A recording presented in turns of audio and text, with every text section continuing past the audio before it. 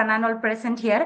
നമ്മുടെ orientation OP 9.0 ignite innovate ഇന്റഗ്രേറ്റിന്റെ 8th സെഷനിലേക്കാണ് നമ്മൾ ജോയിൻ ചെയ്തിരിക്കുന്നത്. Future blueprints and career planning ആണ്. അപ്പൊ ഈ സെഷന് വേണ്ടിയിട്ട് നമ്മുടെ കൂടെ ഒരു റെസ്പെക്റ്റബിൾ ആയിട്ടുള്ള ഒരു ഫാക്കൽറ്റി ഉണ്ടാവും നിങ്ങൾക്ക് കരിയർ ഗൈഡൻസ് ഒക്കെ തരാൻ വേണ്ടിയിട്ട്. അപ്പോൾ സയൻസിലെ MSc physics, chemistry, mathematics students ആയിരിക്കും ഈ ഒരു സെഷനകത്ത് ജോയിൻ ചെയ്തിട്ടുണ്ടാവുക. So I welcome you all on behalf of learn wise. Okay, അപ്പൊ നമ്മുടെ ഈ സെഷന് കോർഡിനേറ്റ് ചെയ്യാൻ വേണ്ടിയിട്ട് എന്റെ കൂടെ ഉള്ളത് മേഘ മാമോ ഐഷ മാമോ ആണ്. സോ ഇനി നമുക്ക് നമ്മുടെ റിസോഴ്സ് പേഴ്സണെ പറ്റിയിട്ട് പറയാം. നമ്മുടെ റിസോഴ്സ് പേഴ്സൺ എന്ന് പറയുന്നത് ഇദ്ദേഹം he's vibrant with his academic excellence with CSIR NET and GATE qualified ആണ്. അതുപോലെ തന്നെ he's currently pursuing his PhD in physics, working mainly on condensed matter physics as well as quantum information at Aix-Marseille University, France. അപ്പോൾ ഇത്രയും പ്രഗത്ഭനായിട്ടുള്ള ഒരു ഫാക്കൽറ്റിയാണ് നമ്മുടെ സ്റ്റുഡൻസിനെ address ചെയ്യാൻ വേണ്ടിയിട്ട് നമുക്ക് ഈ ഒരു ഈവനിങ്ങിൽ കിട്ടിയിരിക്കുന്നത്. So on behalf of all of the learners and learn wise ഞാൻ സാറിനെ വെൽക്കം ചെയ്യുന്നുണ്ട്. So welcome to this evening sir. So ഇനി നമുക്ക് വിത്തൗട്ട് മച്ച് ഡിലേ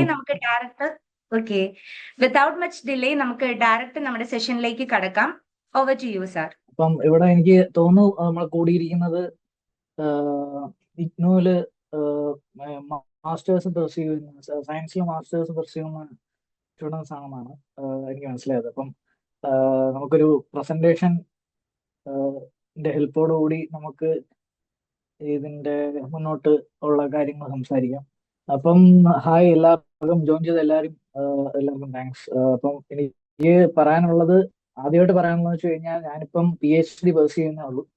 ഞാനും നിങ്ങളുടെ പോലെ തന്നെ ഒരു ഒരു കരിയർ ഡെവലപ്പിംഗിലോട്ട് അല്ലെങ്കിൽ കരിയർ പ്ലാനിങ്ങിലും സ്കിൽ ഡെവലപ്മെന്റിൽ തന്നെ കിടക്കുന്ന ആൾ തന്നെയാണ്. പക്ഷെ അതില് എനിക്ക് എവിടെ ഹെൽപ്പ് ചെയ്യാൻ പറ്റുമെന്ന് പറഞ്ഞു കഴിഞ്ഞാൽ ഞാനും ഈ മാസ്റ്റേഴ്സ് എന്ന് പറഞ്ഞ സമയത്തുണ്ടായിരുന്ന പല ഡൗട്ട്സും പല ഇൻസെക്യൂരിറ്റീസും ഫേസ് ചെയ്ത് മുന്നോട്ട് വന്നിട്ടുള്ള ഒരു ആളാണ്. അപ്പം എനിക്കെന്ന് വെച്ച് കഴിഞ്ഞാൽ ഇതേപടി ഒരു ഇപ്പൊ എന്റെ ഒരു ടൈമിൽ എനിക്ക് ഇല്ലാതെ പോയതെന്ന് പറഞ്ഞു കഴിഞ്ഞാൽ ഇതേപടി അതായത് എല്ലാ പോർട്ട്ഫോളിയോസിലും അല്ലെങ്കിൽ എന്തൊക്കെ നമുക്ക് മാസ്റ്റേഴ്സ് കഴിഞ്ഞ് ചെയ്യാം എന്ന് പറഞ്ഞു തരാനോ അതെല്ലാം മൊത്തത്തിൽ ഒരിടത്ത് ഒരു പൂളിങ് ചെയ്ത ഒരു ഇൻഫർമേഷൻസ് കിട്ടിയിരുന്നില്ല എന്നുള്ള സത്യമാണ്. അപ്പൊ എന്റെ ഭാഗത്തുനിന്ന് എനിക്ക് ഹെൽപ്പ് ചെയ്യാൻ പറ്റുന്നതെന്ന് വെച്ച് കഴിഞ്ഞാൽ ഞാൻ വരുത്തിയ മിസ്റ്റേക്സോ എനിക്കുണ്ടായിരുന്ന ഡൗട്ട്സോ ഒന്നും നിങ്ങൾക്കുണ്ടാകാൻ പാടില്ല. അപ്പൊ എന്റെ എക്സ്പീരിയൻസ് വെച്ചുള്ളതും അങ്ങനെയുള്ള കാര്യങ്ങളൊക്കെയാണ് എന്നോട് സംസാരിക്കാൻ പോകുന്നത്. അപ്പം ഞാൻ ആദ്യം പറയാണ്, എന്റെ കരിയറും പൊക്കോണ്ടിരിക്കുന്നേ ഉള്ളൂ. പക്ഷെ ഞാൻ സീനിയർ എന്നുള്ള രീതിയിൽ പറയുമെന്ന് കേട്ടാൽ മതി. അപ്പം ആദ്യം തന്നെ എന്ന് പറഞ്ഞു കഴിഞ്ഞാൽ സയൻസ് എന്ന് പറയുന്നത് ഭയങ്കര അടിപൊളി ഒരു ഫ്യൂച്ചർ കരിയർ നമുക്ക് ബിൽഡ് ചെയ്യാൻ പറ്റുന്ന ഒരു ഇൻഡസ്ട്രി, ഒരു ഏരിയ തന്നെയാണ്. അത് എല്ലാവർക്കും അറിയാം. അതുകൊണ്ടൊക്കെ തന്നെ ആയിരിക്കും നിങ്ങളും മാസ്റ്റേഴ്സിന് വന്നിരിക്കുന്നത്. ഓക്കെ, സയൻസ് എന്ന് പറയുന്നത് നമ്മൾ പറഞ്ഞ പോലെ നല്ല ഓപ്പർച്യൂണിറ്റീസ് ഉള്ള ഒരു ഇൻഡസ്ട്രി, ഒരു സബ്ജക്റ്റ് ആണ്. അതിനോടുള്ള ഇഷ്ടം കൊണ്ട് പഠിക്കാവുന്ന ഒരുപാട് പേര് കാണും. അതിൽ തന്നെ നിൽക്കണോ വേണ്ടയോ വേറെ ഏതെങ്കിലും ഈ സയൻസ് റിലേറ്റഡ് ആയിട്ട് തന്നെ എനിക്ക് പക്ഷെ ഇന്ന ഫീൽഡ് വർക്ക് ചെയ്യാൻ പറ്റില്ല, പക്ഷെ എനിക്ക് വേറെ ഓപ്പർച്യൂണിറ്റീസ് ഉണ്ടോ, ഇങ്ങനത്തെ ഒരുപാട് ഡൗട്ട്സും ഡിബേറ്റും ഉള്ളിൽ തന്നെ നടന്നുകൊണ്ടിരിക്കുന്ന ഒരു ടൈം ആയിരിക്കും ഇപ്പം നിങ്ങളിപ്പം ജോയിൻ ചെയ്തിരിക്കുക. അപ്പം ഒരു ടെക് ഡ്രിവൺ വേൾഡ് ആണിത്, അത് നമുക്കറിയാം. അപ്പൊ ഒരിക്കലും സയൻസിന്റെ ഓപ്പർച്യൂണിറ്റീസ് അവസാനിക്കില്ല. അതാണ് എനിക്ക് ആദ്യം പറഞ്ഞുകൊണ്ട് തുടങ്ങുന്നത്. അപ്പൊ അതൊരു പോസിറ്റീവ് നോട്ടിൽ തന്നെയാണ് ഇതിന്റെ തുടക്കം. സയൻസ് ഒരിക്കലും ഒരു ബാഡ് ചോയ്സ് അല്ല, എന്തുകൊണ്ടും ഒരുപാട് ഓപ്പർച്യൂണിറ്റീസ് ഉള്ള ഒരു ചോയ്സ് ആണ് സയൻസ് ഫീൽഡ്. അപ്പൊ ഞാനിതൊരു ജനറൽ ആയിട്ടാണ് പറയുന്നത്. കാര്യം എനിക്ക് തോന്നുന്നു മാത്സുകാരും ഫിസിക്സുകാരും കെമിസ്ട്രിക്കാരും, ഞാൻ ഫിസിക്സ് ആണ് പെർസ്യൂ ചെയ്തത്, പക്ഷെ ഫിസിക്സ്, കെമിസ്ട്രി, മാത്സ് എല്ലാവർക്കും ഞാൻ പറയുന്ന പോയിന്റ് ഏകദേശം യൂസ്ഫുൾ ആയിരിക്കും, ടു ബി ഫ്രാങ്ക്.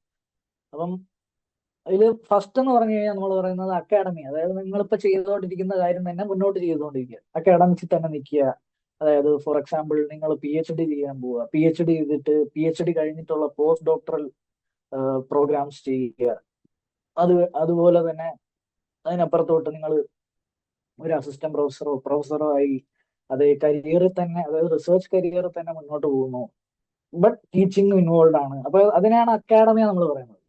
അപ്പൊ ഈ അക്കാഡമിയെ നിൽക്കുക എന്ന് പറയുന്നത് ഇതിൽ വലിയൊരു സ്റ്റെപ്പാണ് PhD എന്ന് പറയുന്നത്. എന്നെ സംബന്ധിച്ചിടത്തോളം, ഞാൻ മനസ്സിലാക്കിയിടത്തോളം വലിയൊരു സ്റ്റെപ്പാണ് PhD. അതായത് മാസ്റ്റേഴ്സ് കഴിഞ്ഞ് നമുക്ക് PhD പെർസീവ് ചെയ്യുന്നത് എന്തുകൊണ്ടാന്ന് വെച്ച് കഴിഞ്ഞാൽ people do prefer more qualified people. അതായത് ഇപ്പൊ നിങ്ങൾക്ക് പഠിപ്പിക്കാൻ പോവാണെങ്കിൽ നിങ്ങൾക്ക് ഒരു അസിസ്റ്റന്റ് പ്രൊഫസർ ആവാൻ ആഗ്രഹമാണ്, ഓക്കെ, എനിക്ക് ടീച്ചിങ് ഇഷ്ടമാണ്, പക്ഷെ എന്താ പറയുക, എനിക്ക് PhD ചെയ്യാൻ പറ്റൂല, അങ്ങനത്തെ രീതിയിൽ ചിന്തിക്കരുത്. അതായത് എന്ന് വെച്ച് കഴിഞ്ഞാൽ ആര് ഹയർ ചെയ്താലും കൂടുതൽ ക്വാളിഫൈഡ് ആയിട്ടുള്ള ആൾക്കാരെ ഹയർ ചെയ്യുള്ളൂ. അപ്പൊ നിങ്ങൾ ഡേ ബൈ ഡേ ചെയ്യാന്ന് പറഞ്ഞു കഴിഞ്ഞാൽ നിങ്ങളുടെ CV ബെറ്റർ ആക്കിക്കൊണ്ടിരിക്കുക എന്നാണ് നോക്കേണ്ടത്. അപ്പൊ നിങ്ങൾക്ക് അഥവാ, അതായത് അക്കാഡമിയെ തന്നെ നിൽക്കുക, ഇതിന് ഒരുപാട് ഓപ്ഷൻസ് ഞാൻ പറഞ്ഞത്, പക്ഷെ അക്കാഡമിയെ തന്നെ നിൽക്കണം എന്ന് ആഗ്രഹമുള്ളവരൊക്കെ ആണെങ്കിൽ PhD എന്ന് പറയുന്നത് എന്റെ കണ്ണിൽ ഒരു മസ്റ്റ് ആയിട്ടുള്ള കാര്യമാണ്. അപ്പം അത് മാത്രമല്ല, പോസ്റ്റ് ഡോക്ക് എന്ന് പറയുന്നത് നിങ്ങൾക്ക് ഓപ്ഷണലാണ്. അപ്പൊ PhD കഴിഞ്ഞിട്ടുള്ള കുറച്ച് ഓപ്ഷൻസ് ഞാൻ പറഞ്ഞുതരാം. പക്ഷെ PhD എന്ന് പറയുന്നത് എന്റെ ഒരു കണ്ണിൽ ഇന്നേറ്റബിൾ ആണ്, ചെയ്യണം എന്നേ ഞാൻ പറയുള്ളൂ. പിന്നെ അതെങ്ങനെ ചെയ്യാന്നൊക്കെ വരും സ്ലൈഡ്സിൽ ഞാൻ പറയാം. പിന്നെ പോസ്റ്റ് ഡോക്ടറൽ ഫെലോഷിപ്പ്. അപ്പം ഞാൻ ഈ ജസ്റ്റ് അക്കാഡമി എന്താണെന്ന് നിങ്ങൾക്കൊന്ന് ജസ്റ്റ് പറയാണ്. അപ്പം അതെങ്ങനെയാണ് ഈ പോസ്റ്റ് ഡോക്കും എന്താ പറയുക PhDയും എങ്ങനെയാ ചെയ്യാൻ പറ്റുക എന്നുള്ളത് നോക്കിക്കഴിഞ്ഞാൽ വളരെ സിമ്പിൾ ആയിട്ട് പറഞ്ഞു കഴിഞ്ഞാൽ, നിങ്ങൾക്ക് ഇന്ത്യയിൽ PhD ചെയ്യണമെന്നുണ്ടെങ്കിൽ ഇന്ത്യയിലെ ഓപ്ഷൻസ് ആണ് നോക്കുന്നതെങ്കിൽ നിങ്ങൾ directly you go for gate exam, CSIR, net, JRF, just എന്നൊക്കെ പറയുന്ന പരീക്ഷകൾ എഴുതുക. ജസ്റ്റ് എന്ന് പറഞ്ഞാൽ കൂടുതൽ ഐസർ എന്ന് പറയുന്ന ഇൻസ്റ്റിറ്റ്യൂട്ട്സിൽ കയറാനും, net, CSIR, net, JRF. Net കിട്ടിക്കഴിഞ്ഞാൽ നമുക്ക് അസിസ്റ്റന്റ് പ്രൊഫസർ ആവാം, അതിന്റെ ലോവസ്റ്റ് ക്വാളിഫിക്കേഷൻ ആണ് നെറ്റ്. പക്ഷെ JRF എന്ന് പറഞ്ഞു കഴിഞ്ഞാൽ നിങ്ങൾക്ക് ജൂനിയർ റിസർച്ച് ഫെലോഷിപ്പ് എന്നാണ് കിട്ടും. അപ്പം നിങ്ങൾക്ക് റിസർച്ച് ചെയ്യാം, അതായത് ഒരു ഫെലോഷിപ്പോട് കൂടി തന്നെ നിങ്ങൾക്ക് റിസർച്ച് ചെയ്യാം ഇന്ത്യയിൽ. അപ്പം JRF ഭയങ്കര ഇമ്പോർട്ടന്റ് ആണ്. അതുപോലെ തന്നെ ഗേറ്റ് എന്ന് പറയുന്നത് നടത്തുന്നത് IITs ആണ്. അപ്പം IITs നല്ലൊരു റാങ്ക് നിങ്ങൾക്ക് ഗേറ്റിലുണ്ടെങ്കിൽ നിങ്ങൾക്ക് MTechലോട്ടോ PhDയിലോട്ടോ അഡ്മിഷൻ കിട്ടാവുന്ന വഴിയാണ് ഗേറ്റ്. പിന്നെ ഗേറ്റ് എന്ന് പറയുന്നത്, ഗേറ്റിന് വേറൊരു ഗുണം എന്ന് പറഞ്ഞു കഴിഞ്ഞാൽ ഗേറ്റ് MTech മാത്രമല്ല, PSUs ഒക്കെ ഈ ഗേറ്റ് എടുക്കാറുണ്ട്. ഗേറ്റിന്റെ ഇത് വെച്ചിട്ട് ചില ഇൻസ്റ്റിറ്റ്യൂട്ട്സ് ഒക്കെ സയന്റിസ്റ്റുകളെ ഹയർ ചെയ്യാറുണ്ട്. അപ്പൊ ഗേറ്റും നിങ്ങൾ കൃത്യമായി ഒന്ന് ഫോക്കസ് ചെയ്യേണ്ട ഒരു എക്സാം ആണ്. അപ്പൊ ഇതിൽ മെയിൻ ആയിട്ടുള്ള കാര്യം എന്ന് വെച്ച് കഴിഞ്ഞാൽ, നിങ്ങൾക്ക് ഇപ്പം ചെയ്യാൻ പറ്റും എന്നുള്ള കാര്യം ഞാൻ കൃത്യമായിട്ട് പറഞ്ഞു കഴിഞ്ഞാൽ, വളരെ വ്യക്തമായിട്ട് പറഞ്ഞാൽ, നിങ്ങളിപ്പോ ഫസ്റ്റ് ഇയർ ആയിക്കോട്ടെ, സെക്കൻഡ് ഇയർ ആയിക്കോട്ടെ, നിങ്ങൾക്ക് പഠിച്ചു വരുമ്പോഴേ നിങ്ങൾക്ക് ഇഷ്ടമുള്ള ഒരു ഫീൽഡ് ഏതാണെന്ന് മനസ്സിലാവുള്ളൂ. അപ്പം നിങ്ങൾക്ക് ഇഷ്ടമുള്ള ഫീൽഡിലേക്ക് നിങ്ങളുടെ റിസർച്ച് ഇൻട്രസ്റ്റുകൾ നാരോ ഡൗൺ ചെയ്യുക. എന്നിട്ട് നിങ്ങൾ ചെയ്യേണ്ടതെന്ന് വെച്ചാൽ, നിങ്ങൾക്ക് അക്കാഡമിക്കലി, വേറൊരു കാര്യം പറഞ്ഞാൽ അക്കാഡമിക്കലി ഓക്കെ, അക്കാഡമിക്കലി എനിക്ക് മാർക്ക് പറഞ്ഞാൽ എനിക്ക് റിസർച്ച് ഇൻട്രസ്റ്റ് ഉണ്ട്, ഒബ്വിയസ്ലി അത് കാണും. അതായത് ചിലർക്ക് ചില എന്താ പറയുക, ചില സബ്ജക്ട്സിനോടായിരിക്കും താല്പര്യം.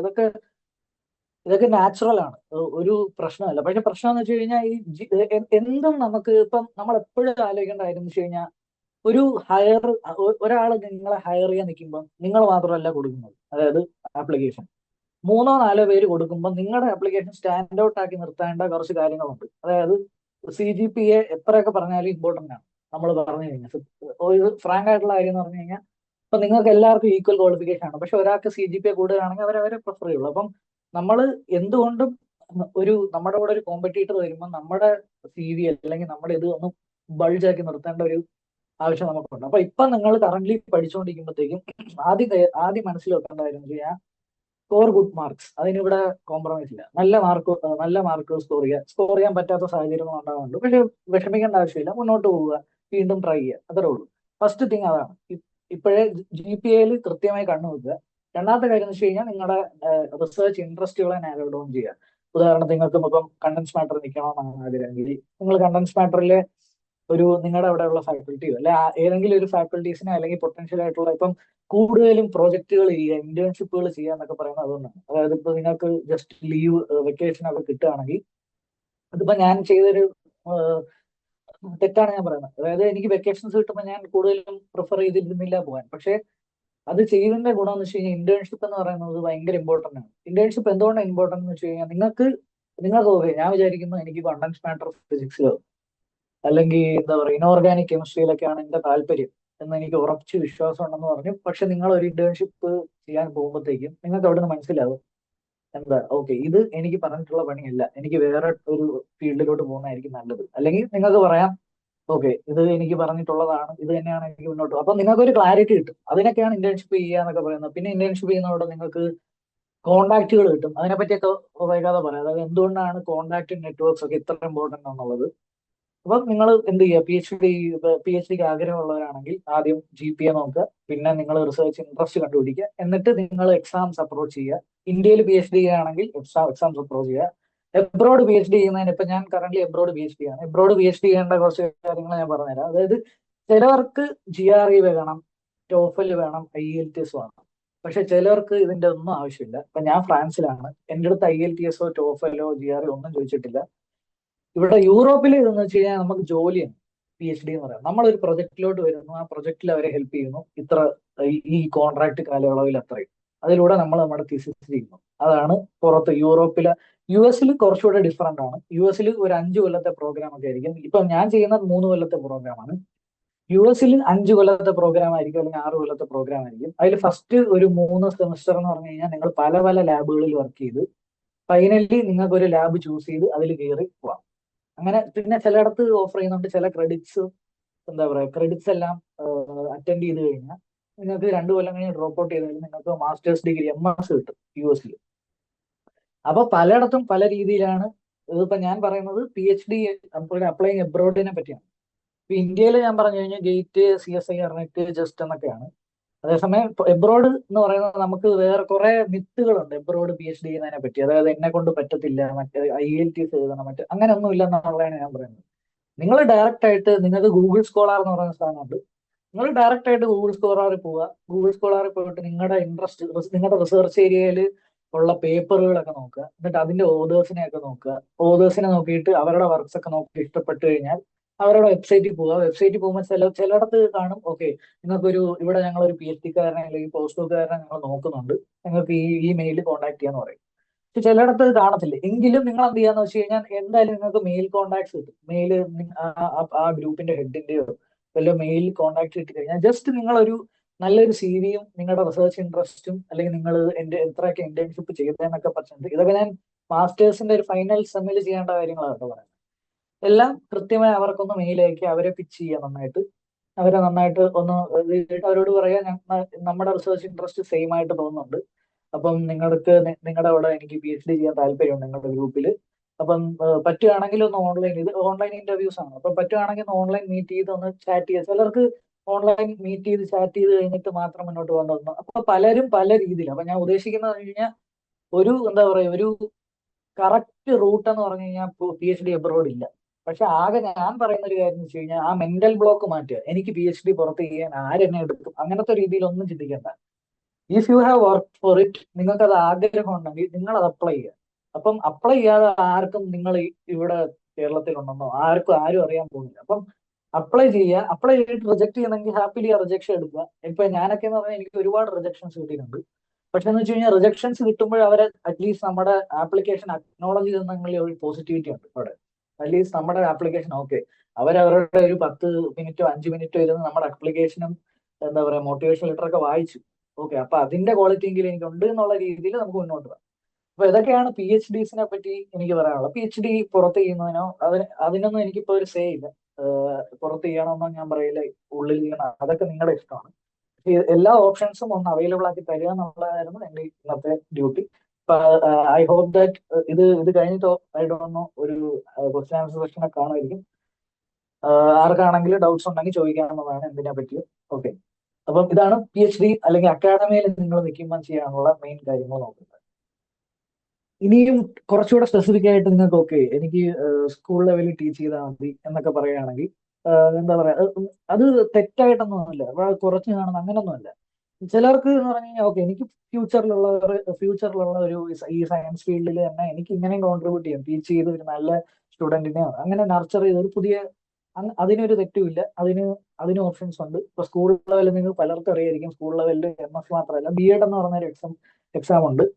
ആ എക്സാം ആണ് സ്കൂൾ ലെവലിൽ നിങ്ങൾക്ക് ടീച്ച് ചെയ്യാനുള്ള എന്താ പറയുക ക്വാളിഫിക്കേഷൻ തരുന്നത്. കോളേജ് ലെവൽ എന്ന് പറഞ്ഞു കഴിഞ്ഞാൽ ഞാൻ പറഞ്ഞ പോലെ നെറ്റ് എന്ന് പറയുന്നത് വെച്ചിട്ട് വേണമെങ്കിൽ നിങ്ങൾക്ക് അസിസ്റ്റന്റ് പ്രൊഫസർ ആവാം. ഒരു തെറ്റുമില്ല. CSIR നെറ്റ് കിട്ടിയാൽ നിങ്ങൾക്ക് അസിസ്റ്റന്റ് പ്രൊഫസറായിട്ട് അപ്ലൈ ചെയ്യുന്നതിന് ഒരു പ്രശ്നമില്ല. അതാണ് നിങ്ങളുടെ അതായത് ഇന്ത്യയിൽ പറയുന്ന ഏറ്റവും എന്താ പറയുക qualification, least qualification needed to teach എന്ന് പറയുന്നത് നെറ്റാണ്. നെറ്റ് വെച്ചിട്ട് നിങ്ങൾക്ക് അപ്ലൈ ചെയ്യാൻ ഒരു പ്രശ്നമില്ല, നിങ്ങൾക്ക് ലെക്ചറൊക്കെ ആവാം.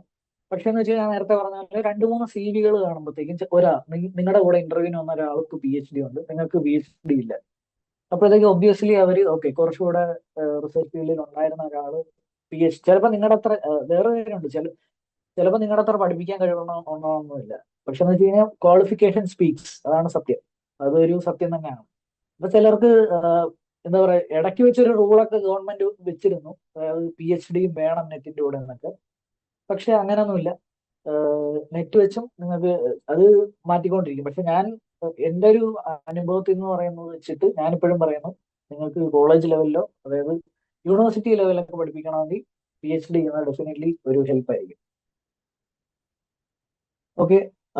അത് കഴിഞ്ഞിട്ട് പിന്നെ സ്കൂൾ ടീച്ചിങ്ങിൽ നേരത്തെ പറഞ്ഞ പോലെ തന്നെ CTET എന്ന് പറയുന്ന എക്സാം, B.Ed ഉണ്ട്. പിന്നെ നേരത്തെ പറഞ്ഞ നെറ്റ് പോലത്തെ തന്നെ സ്കൂൾ ലെവൽ ടീച്ചിങ്സിനൊക്കെ ഉള്ള CTET, സ്റ്റേറ്റ് ടെറ്റ് എന്നൊക്കെ പറഞ്ഞ ആണ് CTET. അപ്പൊ അതൊക്കെ സ്കൂൾ ടീച്ചിങ്ങിന് ഹെൽപ്ഫുൾ ആയിരിക്കും. പിന്നെ ബാക്കിയുള്ളതെല്ലാം ഏകദേശം ഞാൻ ഇപ്പൊ കവർ ചെയ്തതാണ്. പിന്നെ എന്താ അസിസ്റ്റന്റ് പ്രൊഫസറായിട്ട് കയറി കഴിഞ്ഞാൽ നിങ്ങൾക്ക് അറിയുന്നത് തന്നെ ആയിരിക്കും, നിങ്ങളെ പഠിപ്പിക്കുന്ന UG-യിലൊക്കെ പഠിപ്പിക്കുന്ന അസിസ്റ്റന്റ് പ്രൊഫസർ ആയിരിക്കും. എന്നിട്ട് വൈകാതെ എക്സ്പീരിയൻസ് വെച്ചായിരിക്കും PG കോഴ്സസ് ഒക്കെ എടുക്കുന്നത്. All depends. അപ്പം അതിനെ പറ്റിയൊന്നും നിങ്ങൾ ആലോചിക്കണം, നിങ്ങളിപ്പോ UG ആണ് എടുക്കുക അങ്ങനെയൊന്നുമല്ല, നിങ്ങളിപ്പോ അതിലോട്ടുള്ള പോക്കിലാണ് എന്നുള്ള രീതിയിൽ നിന്നാൽ മതി. പിന്നെ പിന്നത്തെ ഓപ്ഷൻ എന്ന് പറഞ്ഞു കഴിഞ്ഞാൽ ഒബ്വിയസ്ലി എഡ്യൂക്കേഷൻ എന്ന് പറഞ്ഞു കഴിഞ്ഞാൽ എപ്പോഴും എല്ലാ കാലത്തും ഏത് കാലം വന്നാലും എന്താ പറയുക ഓപ്പർച്യൂണിറ്റീസ് ബിസിനസ് വൈസ് ആയാലും ഉള്ള ഒരു ഏരിയ തന്നെയാണ് എഡ്യൂക്കേഷൻ. അപ്പൊ നിങ്ങൾക്ക് പഠിപ്പിക്കാനുള്ളതെന്ന് വെച്ച് കഴിഞ്ഞാൽ നിങ്ങൾക്കിപ്പം ഇതേപടി ഒരു ഇൻസ്റ്റിറ്റ്യൂട്ടിലോ യൂണിവേഴ്സിറ്റിയിലോ ഒന്നും പഠിപ്പിക്കണ്ട. എനിക്ക് ഓൺലൈൻ ടീച്ചിങ് പ്ലാറ്റ്ഫോംസ് ഒരുപാടുണ്ട്. ഇപ്പൊ ഉള്ള ഇപ്പൊ ഏതൊക്കെയായാലും എംവൈസ് ആയാലും എങ്ങനത്തെ ബൈജൂസ് ഒരുപാട് ഓപ്ഷൻസ്. ഇപ്പൊ ഞങ്ങളുടെയൊക്കെ അവിടുത്തെ കുറെയൊക്കെ പ്ലേസ്മെന്റ്സ് കിട്ടിപ്പോയതൊക്കെ ആകാശിലോട്ട് ഫിജിയോ അങ്ങനെ ഒരുപാട് ഓൺലൈൻ ടീച്ചിങ് പ്ലാറ്റ്ഫോംസ് ഉണ്ട്, ഓഫ്ലൈൻ ടീച്ചിങ് ഇൻസ്റ്റിറ്റ്യൂട്ട്സ് ഉണ്ട്, എൻട്രൻസ് കോച്ചിങ് സെന്റേഴ്സ് ഉണ്ട്. അങ്ങനെ ഒരുപാട് ഇതുണ്ട്. എന്താ പറയുക സയൻസ് കമ്മ്യൂണിക്കേഷൻ.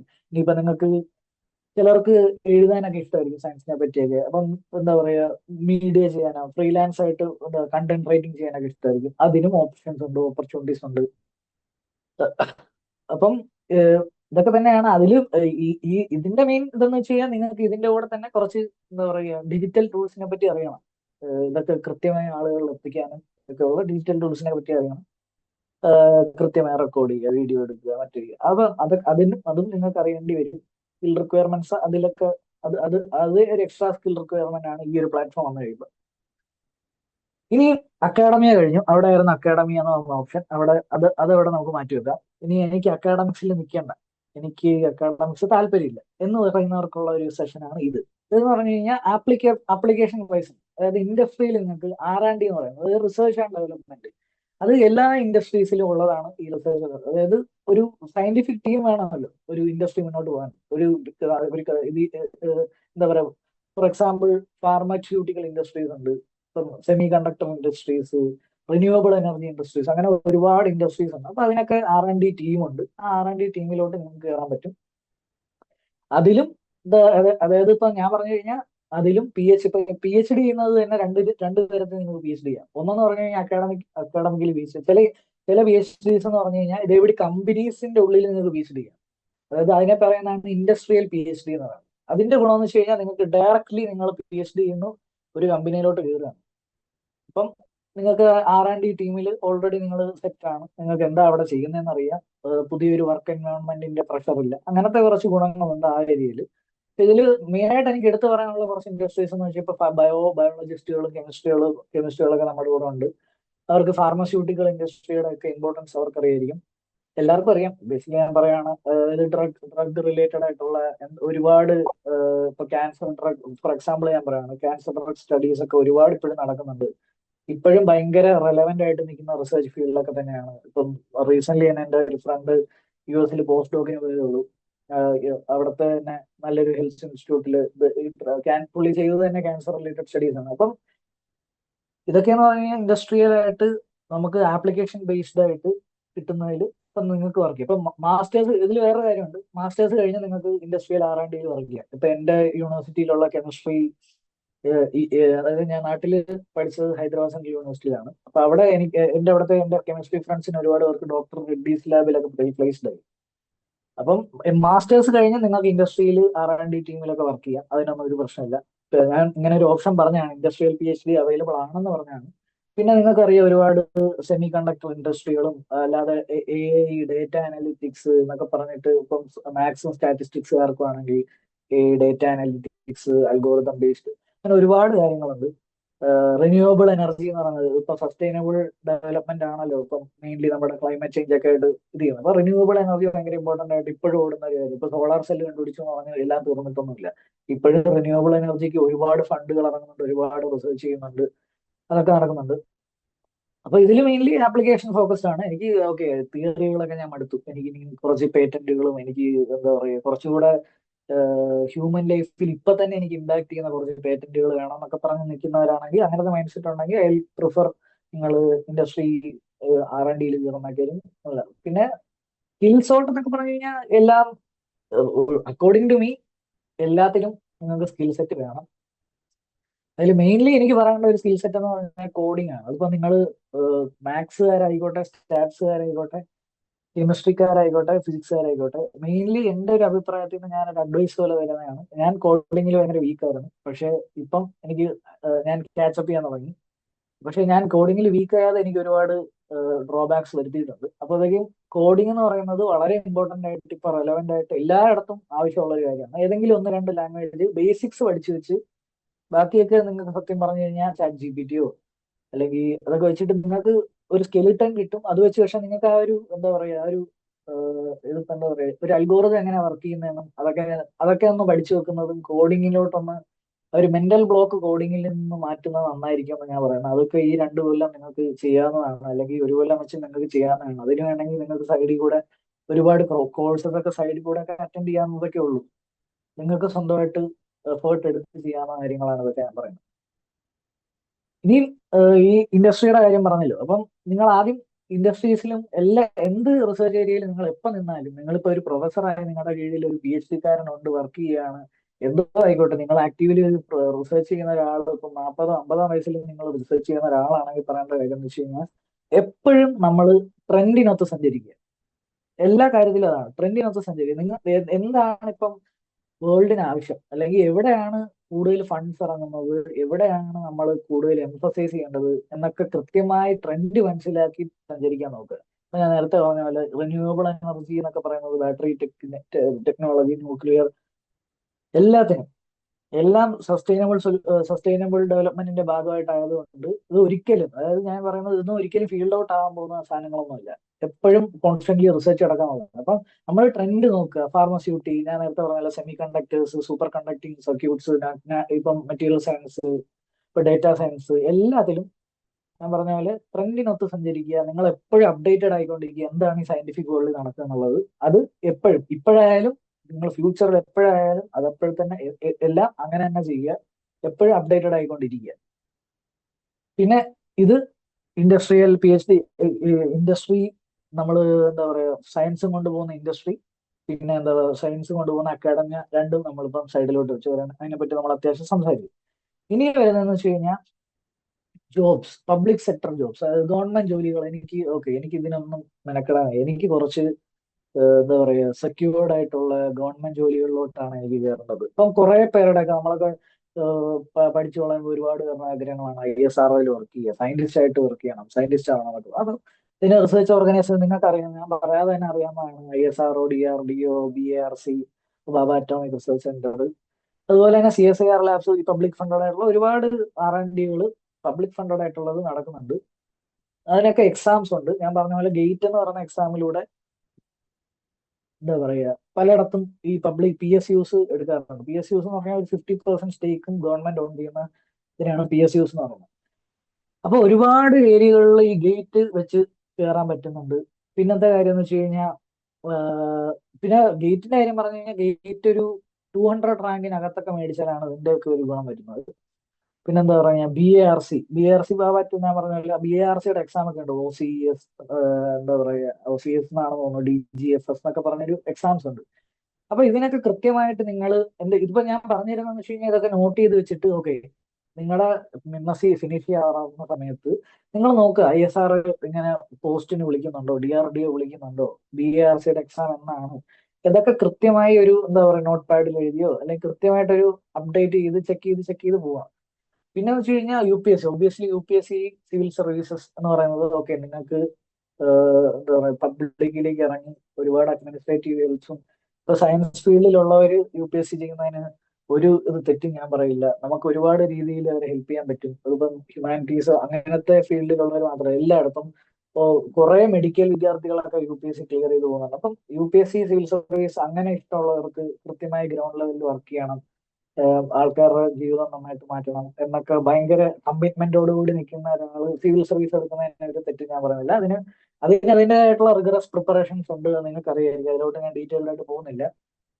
പിന്നെ ഇന്ത്യൻ ഫോറസ്റ്റ് സർവീസ് എന്ന് പറയുന്നത് നമ്മൾ സയൻസുകാർക്ക് വേണ്ടി അവർ UPSC നടത്തുന്ന എക്സാംസ് ആണ്. വളരെ നല്ല ഒരു ഓപ്പർച്യൂണിറ്റി തന്നെയാണ്. പക്ഷെ ഏത് എക്സാം ആണെങ്കിലും ഞാൻ പറയുന്നതെന്ന് വെച്ച് കഴിഞ്ഞാൽ ആ എക്സാമിന് വേണ്ടി കൃത്യമായി ടൈലർ ചെയ്ത് സിലബസ് നോക്കി പഠിക്കുക എന്നുള്ളതാണ്. അതിപ്പോ ഇന്ന എക്സാം എന്നല്ല, ഏത് എക്സാമിന് നിങ്ങൾ എന്ന് പ്രിപ്പയർ ചെയ്താലും എനിക്ക് പറയാനുള്ള ഒരു അഡ്വൈസ് എന്ന് വെച്ചാൽ ടൈലർ ചെയ്ത് സിലബസ് നോക്കി കൃത്യമായി പഠിക്കുക, അത് ഏത് എക്സാം ആയാലും. പിന്നെ state central agencies, pollution control ബോർഡായാലും എൻവയോൺമെന്റ് ഓഫീസർ, ഇതിനായിട്ട് പേറ്റന്റ് എക്സാമിനേഴ്സ് ഒക്കെ ഇതിനായിട്ട് എക്സാംസ് നടത്തുന്നുണ്ട്. ഇപ്പൊ സ്റ്റേറ്റ് PSC വഴി നടത്തുന്നുണ്ട്.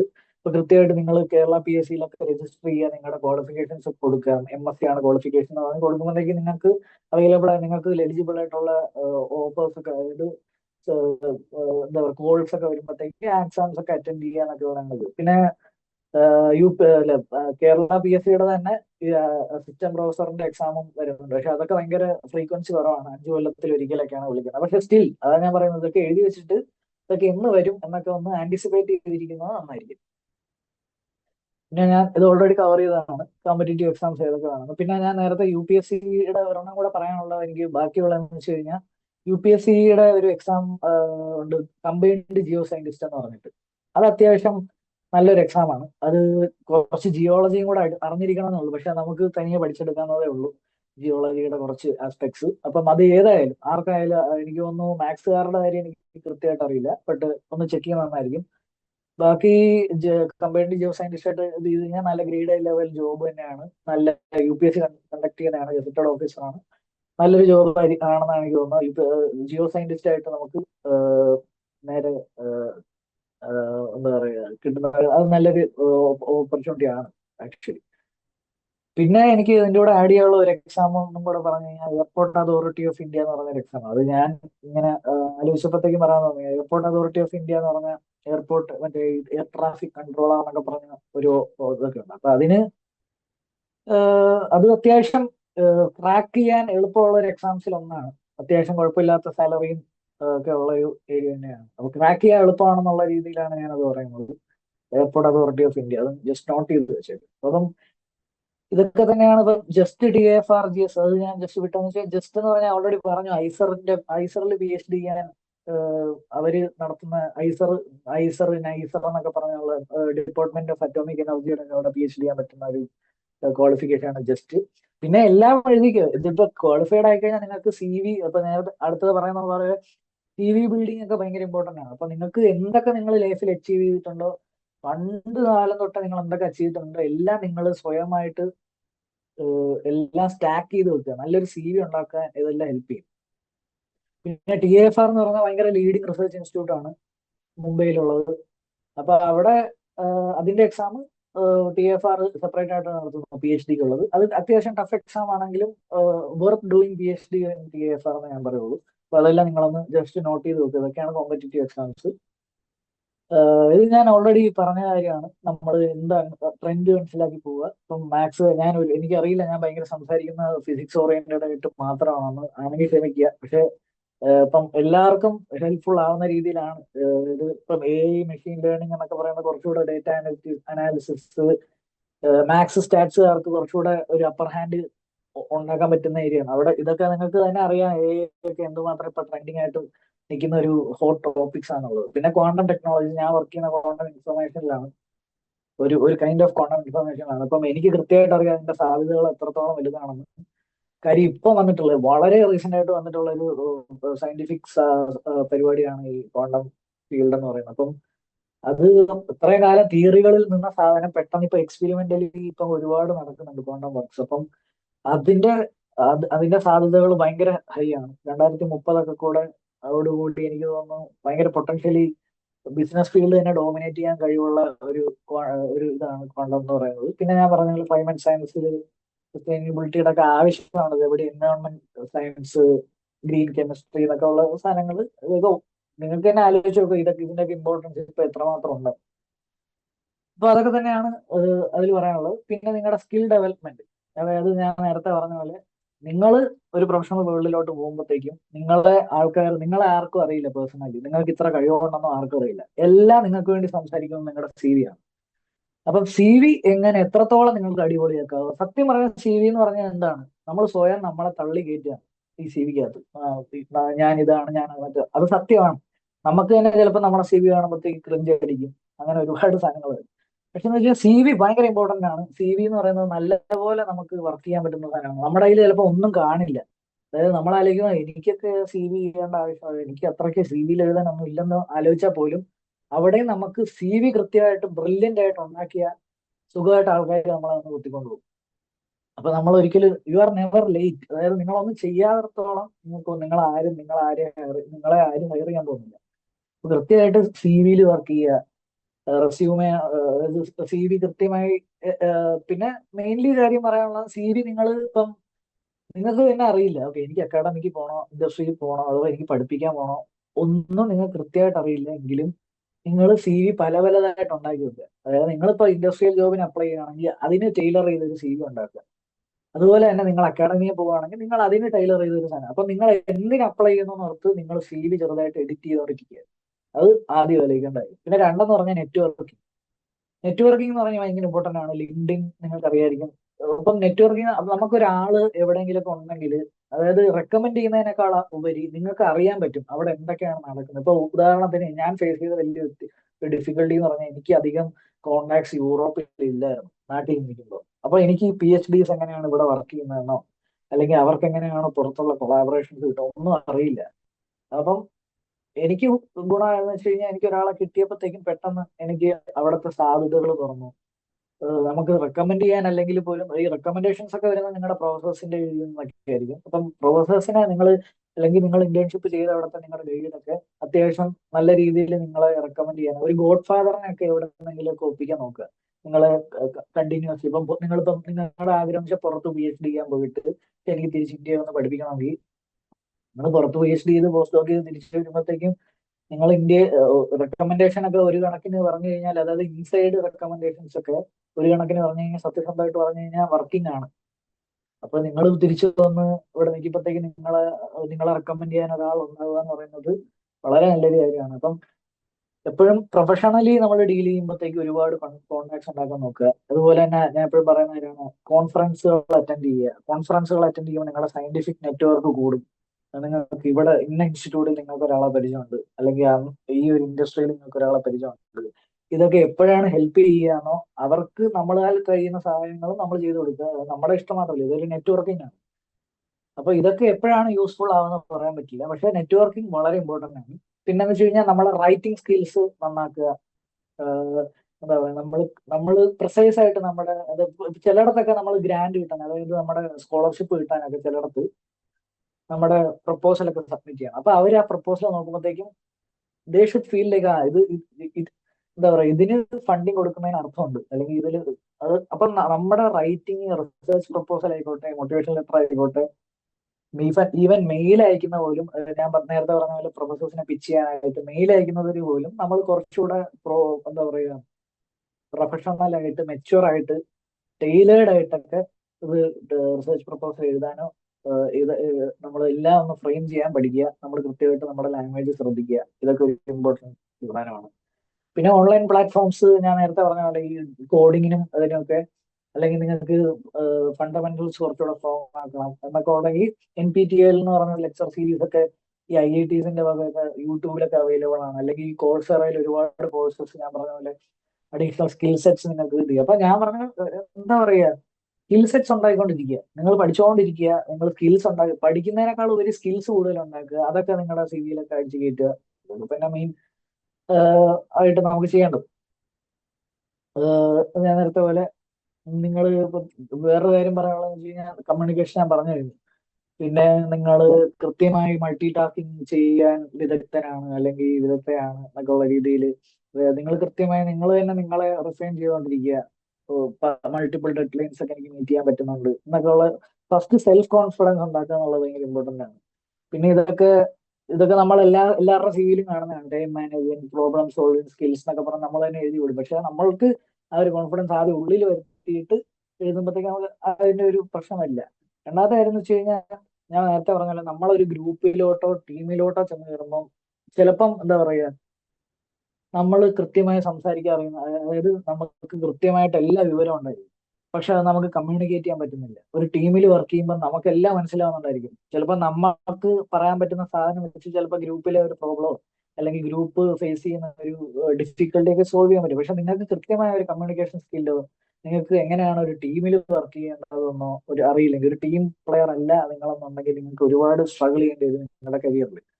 അപ്പൊ എന്ന് വെച്ച് കഴിഞ്ഞാൽ നിങ്ങൾ ചെറിയ ലാബ് കൊളാബറേഷൻ, നിങ്ങൾക്ക് പറ്റുന്ന ലാബ് കൊളാബറേഷൻസ് ഒക്കെ ചെയ്യുക. പിന്നെ ചില പ്രോജക്റ്റുകളൊക്കെ ലീഡ് ചെയ്യാൻ സ്വന്തമായിട്ട് ഇത് ചെയ്യുക. ടീം, അതായത് ഒരു ലീഡർഷിപ്പ് സ്കിൽസ് ഒക്കെ സ്വന്തമായിട്ട് ഇതെല്ലാം മനസ്സിൽ നിന്ന് വരേണ്ട കാര്യങ്ങളാണ്. അപ്പൊ അതൊക്കെ എന്താ പറയാ, ആദ്യം ഇൻസെക്യൂരിറ്റീസിനെയൊക്കെ ഒന്ന് മാറ്റാൻ നോക്കുക. അതെങ്ങനെ മാറ്റാന്ന് പഠിക്കുക. എന്നിട്ട് നമ്മൾ ധൈര്യമായിട്ട് മുന്നോട്ട് അപ്ലൈ ചെയ്യുക. മെന്റൽ ബ്ലോക്സ് കളയുക. അതായത് പിന്നെ വെറുതെ ഇരിക്കുന്ന നിർത്തുക. അതായത് എനിക്കിത് കൊണ്ട് ഇത് പറ്റുമോ എന്ന് ആലോചിച്ചിരിക്കുന്നതിനേക്കാളും നിങ്ങൾ ജസ്റ്റ് ഒരു 10 അയച്ചിട്ട് നിങ്ങൾ 10 റിജക്ഷൻ മേടിച്ച കുഴപ്പമില്ല. പക്ഷെ 10 അയക്കുന്നതിൽ ഞാൻ നേരത്തെ പറഞ്ഞ റിജക്ഷനിലും ഒരു പോസിറ്റീവ് ഉണ്ട്. ഞാൻ നേരത്തെ പറഞ്ഞ പോലെ അവരുടെ ടൈം ഇൻവെസ്റ്റ് ചെയ്താണ് നിങ്ങളെ റിജക്ട് ചെയ്യുന്ന പോലെ. അല്ലെങ്കിൽ അവർക്കത് ഞാൻ കണ്ടിട്ടുണ്ട്, എന്റെ ഗൈഡ് തന്നെ മൾട്ടിപ്പിൾ മെയിൽസ് കാണാതെ പോലും വിട്ടിട്ടുണ്ട്, അല്ലെങ്കിൽ തുറന്നു നോക്കിയിട്ട് പോലും വിട്ടിട്ടുണ്ട് റിപ്ലൈ അയക്കാതെ. അപ്പം ഒരുപാട് പേര് തിരിച്ച് നിങ്ങളെ റിപ്ലൈ ചെയ്യുന്നുണ്ടെങ്കിൽ അതൊരു അക്നോളജ്മെന്റ് ആയിട്ട് എടുക്കുക. പ്രൊജക്ഷനെ പോലും നന്നായിട്ട് എടുക്കുക. വീണ്ടും കീപ്പ് ഓൺ ട്രൈയിങ്. ഒരുപാട് ഇപ്പൊ എന്റെ ഇതായിട്ട് ഞാൻ ഭയങ്കര മോട്ടിവേഷണൽ ആയിട്ടൊന്നും പറയില്ല, പക്ഷെ എനിക്ക് തന്നെ ഒരു 50 എബോവ് റിജക്ഷൻസ് കിട്ടിയിട്ടുണ്ട്. ഞാനൊരു 70ഓളം മെയിലുകൾ അടുത്ത് അയച്ചിട്ടുണ്ട്. അപ്പൊ കീപ്പ് ഓൺ അപ്ലൈയിങ്. നിങ്ങൾ നിങ്ങളുടെ ഇഷ്ടം അനുസരിച്ച് നിങ്ങൾ ഡിസൈഡ് ചെയ്യുക. പിന്നെ ഇപ്പൊ തന്നെ ഇത്രയും ഓപ്ഷൻസ് അവൈലബിൾ ആണെന്ന് ഞാൻ മാസ്റ്റേഴ്സ് ചെയ്ത സമയത്ത് എനിക്കറിയില്ലായിരുന്നു. ഇപ്പം ഇങ്ങനെ ഒരുപാട് ഓപ്ഷൻസ് എല്ലാം പൂളിങ് ചെയ്ത് നിങ്ങൾക്കൊരു ഇത് അവൈലബിൾ ആയി ഇപ്പം കിട്ടുന്നുണ്ട്. അപ്പൊ നിങ്ങൾക്ക് സമയം എടുക്കുന്നതിൽ ഒരു തെറ്റില്ല. സമയം എടുത്ത് ആലോചിക്കുക, ബട്ട് കീപ് ട്രൈ. അത്രേ ഉള്ളൂ. അതാണ് നമ്മുടെ ഇപ്പോഴത്തെ ഇത്. I think I M done with my presentation. So okay, almost ഈ പറഞ്ഞ കാര്യങ്ങളെല്ലാം നമ്മുടെ സ്റ്റുഡൻസിന് ഓക്കെ ആയിട്ടുണ്ടെന്ന് വിശ്വസിക്കുന്നു. ഇപ്പൊ നമ്മുടെ ഇഗ്നോയിലെ സ്റ്റുഡൻസിന്റെ പ്രത്യേകത എന്ന് പറയുന്നത് ഒരു കരിയർ ഗ്യാപ്പിന് ശേഷമാണ് അവർ ഇങ്ങനെ ഒരു സിറ്റുവേഷനിലേക്ക് വരുന്നത്. അപ്പൊ അങ്ങനെയുള്ള സ്റ്റുഡൻസിനെ നമ്മുടെ സാധാരണയുള്ള കോളേജ് സ്റ്റുഡൻസ് എങ്ങനെയാണോ ഒരു മാസ്റ്റേഴ്സ് കംപ്ലീറ്റ് ചെയ്ത് അവരവരുടെ കരിയറിലേക്ക് ലീഡ് ചെയ്യുന്നത്, അതുപോലെ തന്നെ ഉള്ളൊരു നർച്ചറിങ് അല്ലെങ്കിൽ ഒരു മാസ്റ്ററിങ് തന്ന് അവർക്ക് ഇത്രയും നല്ലൊരു ക്ലാസ് നമുക്ക് പ്രൊവൈഡ് ചെയ്ത് തന്ന അച്യുതൻ സാറിന് ഞങ്ങളുടെ വക എല്ലാവരും, ഞങ്ങളുടെ ഹോൾ ലേൺ വൈസ് ടീമിന്റെ വക ഒരു big thank you for your valuable words. കാരണം ഒരു കാര്യം കൂടെ, കരിയർ ഗ്യാപ്പ് കാരണം ചിലർക്ക് ചില വിഷമങ്ങളൊക്കെ എനിക്കറിയില്ല. പക്ഷെ ഞാൻ ഒരു കാര്യം നേരത്തെ പറഞ്ഞ പോലെ മോട്ടിവേഷണൽ ആയിട്ടൊന്നല്ല പറയുന്നത്. എനിക്ക് 2 years കരിയർ ഗ്യാപ്പ് വന്നതാണ്. അപ്പം if I can be here or do anything, എനിക്ക് തോന്നുന്നു അതൊന്നും ഒരു പ്രശ്നമൊന്നുമല്ല. എനിക്ക് തോന്നുന്നു ഈ ഇത്ര ഓപ്ഷൻസ് നിങ്ങളുടെ മുന്നിൽ ഇരിക്കുമ്പോഴത്തേക്കും അതൊന്നും നിങ്ങൾ ചിന്തിക്കേണ്ട ആവശ്യമില്ല. കരിയർ ഗ്യാപ്പും നിങ്ങൾക്കൊരു പ്രശ്നമായി വരത്തില്ല. Okay, thank you. ഞാൻ സോറി ഇൻപെർട്ട് ചെയ്തത്. Okay. Okay, that's fine sir. അപ്പോ നമ്മളുടെ സ്റ്റുഡൻസിന് ഇപ്പൊ സാർ പറഞ്ഞതുപോലെ തന്നെ നമ്മുടെ ഈ സ്റ്റുഡൻസിന് വേണ്ടിയിട്ട് ഇത്രയും നല്ലൊരു ക്ലാസ് പ്രൊവൈഡ് ചെയ്തു തന്നു. അതുപോലെ തന്നെ കരിയർ ഗ്യാപ്പ് വരുന്നത് ഒരു പ്രശ്നമല്ല എന്നുള്ള രീതിയിൽ നമുക്ക് ഒരു മോട്ടിവേഷനും കൂടിയാണ് സാർ നമുക്ക് പ്രൊവൈഡ് ചെയ്ത് തന്നിരിക്കുന്നത്. അപ്പം നിങ്ങൾക്ക് പ്രത്യേകിച്ച് ഡൗട്ട്സ് കാര്യങ്ങളൊന്നും ഇല്ല എന്ന് വിചാരിച്ചുകൊണ്ട് നമ്മൾ നമ്മുടെ നെക്സ്റ്റ് എന്താ പറയാ പാർട്ട് ഓഫ് ദ സെഷനിലേക്ക് കടക്കുവാണ്. നമ്മൾക്ക് ഇനി നെക്സ്റ്റ് സെഷൻ വരാൻ പോകുന്നത് സെഷൻ 9 ആണ്. നമ്മൾ പറഞ്ഞു ഇൻസെക്യൂരിറ്റീസ് അല്ലെങ്കിൽ കുറച്ച് ഇമോഷണലി അല്ലെങ്കിൽ മെന്റലി ഒക്കെ നമ്മൾ ഡൗൺ ആയിരിക്കുന്ന സിറ്റുവേഷൻസ് വരും. അതിന് വേണ്ടിയിട്ടാണ് നിങ്ങൾക്ക് നെക്സ്റ്റ് സെഷൻ പ്രൊവൈഡ് ചെയ്യുന്നത്, which is the wellbeing and balance mental health and mindfulness എന്ന് പറഞ്ഞ സെഷനാണ് ഇനി നിങ്ങൾക്കുള്ളത്. ഇനി എല്ലാ ഇതിലെ പോലെ തന്നെ നിങ്ങൾക്ക് ഒരു ആക്ഷൻ ടാസ്ക് ഉണ്ട്. എല്ലാ സെഷൻസും ഇപ്പം നമ്മുടെ ഓറിയന്റേഷൻ സെഷൻസ് അറ്റൻഡ് ചെയ്യുന്ന എല്ലാ സ്റ്റുഡൻസിനും അറിയും നമുക്കൊരു ആക്ഷൻ ടാസ്ക് ഉണ്ട്. ഓരോ ഇത് കഴിയുമ്പോഴും നമുക്ക് ആ ആക്ഷൻ ടാസ്കിനെ ഒന്ന് ഡിസ്കസ് ചെയ്യാം. Okay, action task for the session 8 പറയുന്നത് എന്താണെന്ന് വെച്ച് കഴിഞ്ഞാല്, നിങ്ങൾ ഇതിനകത്തുള്ള ഇൻസ്ട്രക്ഷൻ തന്നെ you have to select one occupation which look interesting to U.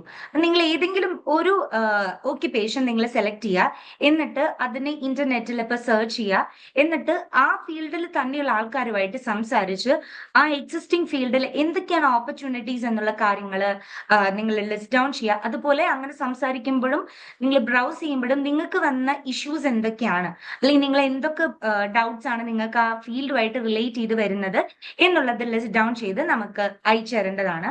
അപ്പൊ ഇങ്ങനെയുള്ള കാര്യങ്ങൾ ഷെയർ ചെയ്യുന്നത് വഴി ന്യൂ ആയിട്ടുള്ള ഓപ്പർച്യൂണിറ്റീസിനെ പറ്റിയിട്ട് നമ്മൾ അറിയാണ് ചെയ്യുന്നത്. ഇപ്പൊ സാർ ക്ലാസ് എടുത്ത് കഴിഞ്ഞപ്പോഴത്തേക്കും നിങ്ങൾക്ക് കുറെ ഫീൽഡുകളെ പറ്റിയിട്ട് ഒരു ഐഡിയ നിങ്ങൾക്ക് കിട്ടിയിട്ടുണ്ട്. So broaden this idea by browsing in to the internet. ഇനി നമ്മൾ കുറച്ചും കൂടെ നെറ്റ്വർക്കിംഗ് കൂടുതൽ പോസിബിൾ ആക്കണം എന്നുള്ളതാണ് സാർ പറഞ്ഞിട്ടുണ്ടായിരുന്നത് നമ്മുടെ അടുത്ത്. അപ്പൊ നമുക്ക് ആ ഒരു രീതിയിലും കൂടെ നമുക്ക് ഇനി കണ്ടിന്യൂ ചെയ്യാം. Okay, so I think everything is clear for you guys. അപ്പോൾ ഇത്രയും നേരം നമ്മുടെ കൂടെ ടൈം സ്പെൻഡ് ചെയ്ത് നമ്മുടെ സ്റ്റുഡൻസിനെ അഡ്രസ് ചെയ്ത് സംസാരിച്ച സാറിന് ഒരിക്കൽ കൂടെ ഞാൻ താങ്ക്സ് പറയുന്നു. അതുപോലെ തന്നെ ഇത്രയും പേഷ്യന്റ് ആയിട്ട് നമ്മുടെ ഒരു ഫാക്കൽറ്റി റിസോഴ്സ് പേഴ്സണെ നിങ്ങൾ ഇത്രയും നേരം പേഷ്യന്റ് ആയിട്ട് ഇരുന്ന് ലിസൺ ചെയ്ത എല്ലാ നമ്മുടെ ലേണേഴ്സിനും ലേൺ വൈസിന്റെ വക ഒരു താങ്ക് യു പറയുന്നു. Okay, so you guys can leave now. Thank you.